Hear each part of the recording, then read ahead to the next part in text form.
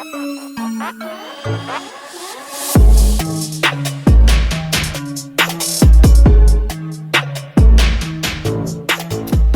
everyone, welcome to Kempner Canucks. My name is Rev Trev. So glad that you're here. Today we're going to be diving into more draft prospects, and this one is on the most interesting player coming into the NHL draft, Michkov. This Russian-born player is absolutely stellar, elite, amazing. So why isn't he being a no-brainer pick coming up in this draft? Well, first of all, Bedard is the guy. Like, he is going number one, and then the conversation is who's going number two. And if Michkov hadn't signed with the KHL for 3 seasons, he would probably be in the conversation for number two. This is how good he is. If you look at all the different rankings from all the quote-unquote experts and different sites, people have him ranked as high as 3, 2, 4, 5 at the least. Like, there is nobody who's those top-end people are saying that he's worse than 5. That's how good he is. They're like guaranteed stud, amazing. Now let's quickly look at him here and age. He's 18 years old. He plays right wing. He's only 5'10" and 148 pounds. And you're like, this guy's small, right?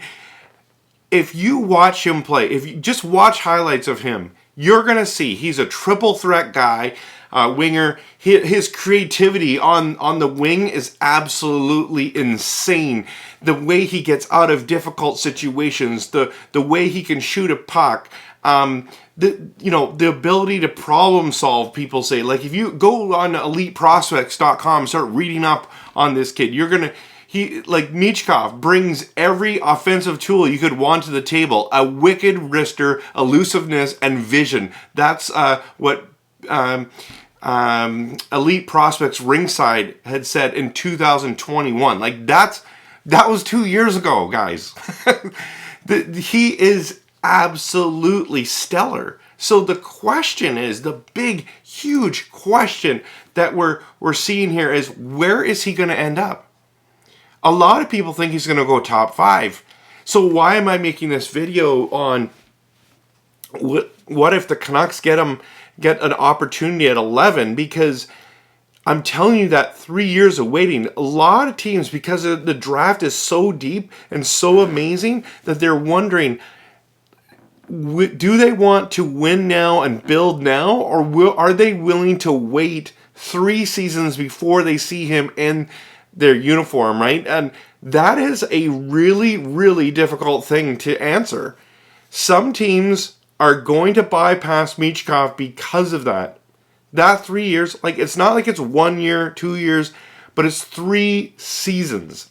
So it's like 3-4 years down the road, we're going to see Michkov in our team's jersey playing for, and people want to start building now, winning now. So if you look at the,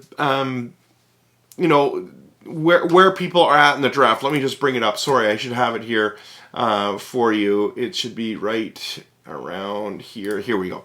So Chicago's not going to get him. Anaheim, I think, is not going to take him, even though they should. They should, because that's how good he is. But Fantinelli is amazing as well. Columbus, I don't think they're going for him. San Jose, if I was San Jose, I would draft Michkov. That's how amazing he is. Montreal Canadiens, I would draft Michkov if I was the Montreal Canadiens. I do not think both those teams are going to draft him. Okay, we're gonna go back here to Arizona. If I was Arizona, I would draft Michkov. I don't think he goes to Arizona. The place where I think he goes is Philadelphia. I think the Flyers are not going to let him go. He's too good. You can build a franchise. Like, the comparisons, like, I've heard insane comparisons. Like, even, I don't know if it's Ovechkin because he's a Russian-born player. There are just certain players. Now, I mean, Ovechkin's way bigger, stronger. It's hard to, but like the scoring, the ability to play, just too elite, too unreal. I think he goes to Philadelphia minimum. I would not be surprised if San Jose, Montreal, or Arizona take him either. Washington, a lot of people saying if he doesn't go to Philly, he's going to Washington. Detroit would be wise to do that too. They don't look like they're in a rush to rebuild, but they're slowly getting those pieces. St. Louis, like what do you got in St. Louis? I would take him in St. Louis, but let's just say they're all afraid. They're all afraid of those 3 years, and he drops to 11 with Vancouver. Do the Canucks actually pull the trigger and grab him there? Do they trade back? Like, they could get a lot for that pick. I don't think the Canucks will do it, but if he gets to 11, can I just say this as a Canucks fan? You've got to take him.